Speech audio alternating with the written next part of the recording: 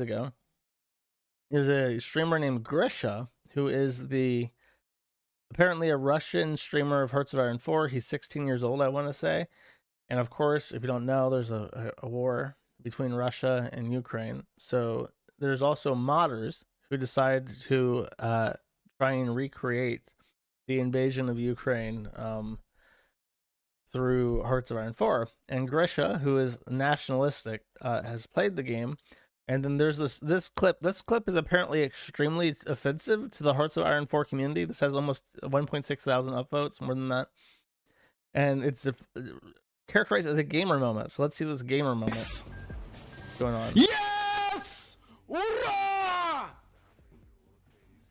He's very happy. Зи, это Z, это победа, это V, своих, блять, не бросаем! Nazi pigs don't deserve to be remembered!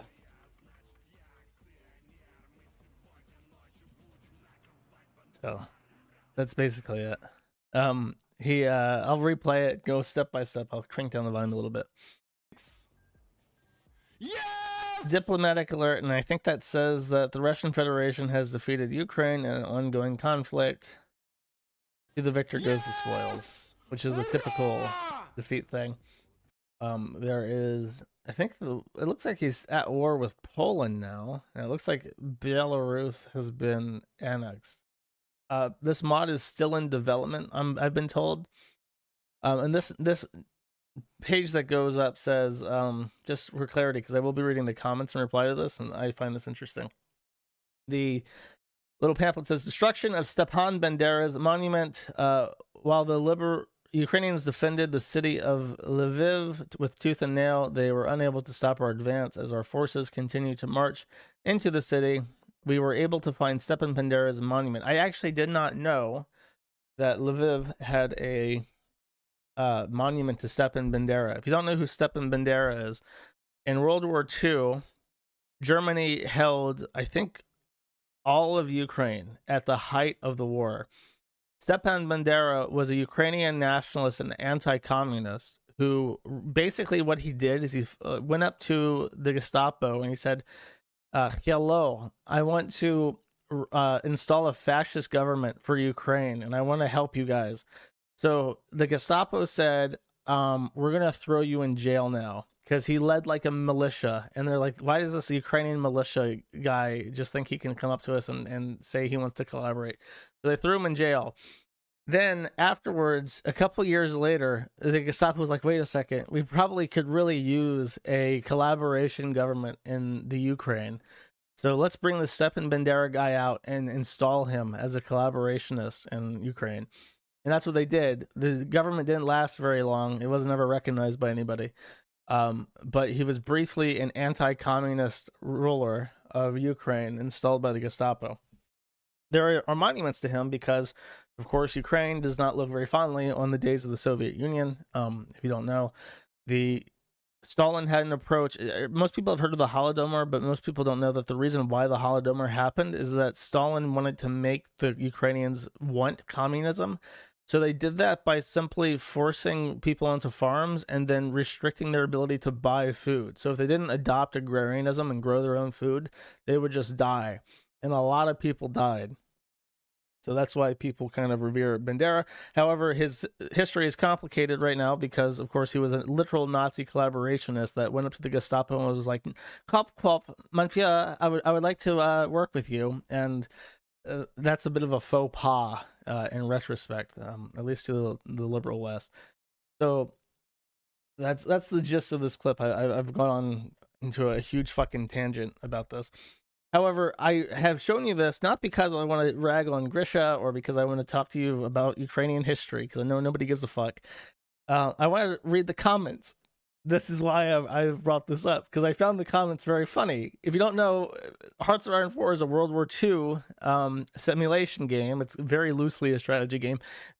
Hearts of Iron 4 is not very realistic, and there's lots and lots of really stupid, dumb shit that you can do, and the AI is so broken that you can basically always win if you want to use cheese strategies. Basically, the AI will, for an example of how Hearts of Iron 4 is a really shit game that is basically just like a wish fulfillment simulator, the AI will never use paratroopers because the AI is dumb and badly programmed by Swedes. However, they have no idea how to deal with paratroopers either. So all you have to do if you want to kill any country is make paratroopers that just have 1,000 men each and use them to capture every victory point in the enemy country. And if you do that, you will always capitulate that country, and the AI will not do anything to stop you from doing that. So the game is broken. So what happens is you get a lot of people playing Hearts 4 who are like, oh my god, what if like Hitler was like ousted and it was like socialist, and then the Germans and the Soviet Union teamed up against the imperialists in France and the United Kingdom in America, and it also made them communists? Or what if the small localized anarchist movement in the Spanish Civil War took over the whole world and seized the means of productions and got rid of state tyranny? And that's like that's like everybody who plays this fucking game, which is why the modders for it are like the most insane trannies on the face of the planet. That is literally all they do, and because they can just cheese shred everything, it's like, okay, the anarchist paratrooper division captures Paris before Germany does, and now they have an unstoppable army. Like that's the game. It's a good way to sink a couple hours trying to figure out, what if Italy actually beat back Romania? This is what I do. What if Italy beat back Romania and then installed Stepan Bandera as like an Italian fascist collaboration government? And then when Stalin tried to seize Bessarabia from puppet Romania, Italy declared war and brought the full force of the fascist empire on Stalin and freed the Ukrainians from Stalin. That's me when I play. It's the same. It's also gay. It's not less gay when I do it. It's just that's what I do instead. Anyways, so here is John Bat. Says he is streaming from the headquarters of the Wagner Group. That is a joke. They don't really actually seem to understand that that's a joke. I will excuse this one. 34 stability and 7% war support. At least the mod is somewhat accurate. That appears to be the negative modifiers that the modders have given it, because I guess the war isn't popular even in Russia, or maybe he's done things in the game to drop his war support. So he's like, so the government's really unstable and no war support. Nobody in Russia supports this. Dab on Putin. And then Big Brony Boy says, not with that war support, unfortunately. It seems the Russian population is willing to get fucked in the ass so long as they can be big, strong Russia, as opposed to the West, which is willing to get literally fucked in the ass and raped and murdered in the name of not being racist. I'm new to Holy Force, so I don't know the community. Who is he and why does everyone hate him? Used to be a decent guy, he's a scum. He unironically supports the Russian invasion of Ukraine. Yeah, this guy's slightly too patriotic. I think he's too nationalistic, really too much. I think the video explains why no one likes him. What's really funny about the comments is that you're playing a game literally about fascism. The World War II is a very complicated. I think it was mostly a monetary thing. It was like the UK wanted to cut Germany down to size and stop it from ever challenging it ever. And Hitler wanted to break away from the global monetary system that was in place. That's why I think the war was the war. But post hoc, we've said that it's a fight against fascism. So we have a war that is historically classified as a fight against fascism. And these people are stunned in disbelief that there are people who are nationalistic. Like they don't even know. It doesn't even they can't even fathom that this thing in their game that they play all fucking day is real. Like there are people who are patriotic and nationalistic in the world, and it really fucks with them. I don't understand that. You can't even, like, when you play games like Europa Universalis and Hearts of Iron 4, you really can't even avoid learning history. You're just forced to learn it because that's like, it defines the rules of the game, and yet these people are shocked. And then this is a great thread. Matching Chart says, when will he be mobilized, or is he the son of the privileged? This guy immediately clarifies that he desperately wants to enlist, but he's only 16, so he has to wait at least like over a year before he can enlist. But this guy's first thought is, I want him to die. I want him to be blown up. Yeah, that guy is super entrenched. There was one more. It was like,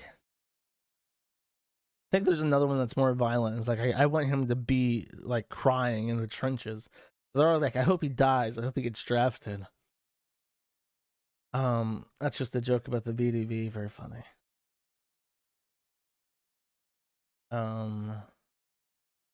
Talking about the VDV again, because apparently he's in the paratroopers uniform.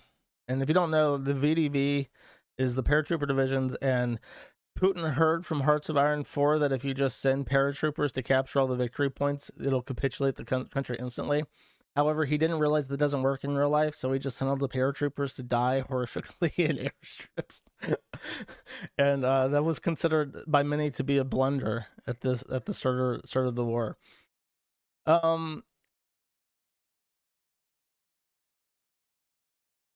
Mod is Hearts of Cope, very popular in Russia these days. What a shame he took the road he did. He was a good video game maker. Never trust a teenager who always screams Russia and unironically hangs both Russian imperial flag and Soviet flag in his room. I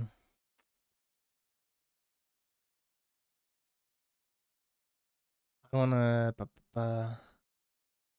can't find the comment where they're like, oh, I hope, oh, waiting for this motherfucker to get drafted. They want him to die. Oh, and they're calling him Nazi. Yes, indeed, Grisha. Nazi pigs don't deserve to. They're so stuck up their own ass. I did a video way back when the war first started on my take, and my take is complicated because sorry, that's my keys. My take is complicated because I understand Russia's desire not to be completely rolled up in a carpet by the West. And I understand Ukraine's desire to be independent from Russia and not wanting to be Russia's bitch like Belarus's. Sorry to any Belarusians out there, but you know it's true. So I'm the only person in the entire world who has managed to find a fence-sitting position on the war, because I know people in both countries, and it does not make me happy. So, in case anyone's wondering, Jewish shill. That's right, boy. I always simp for Israel.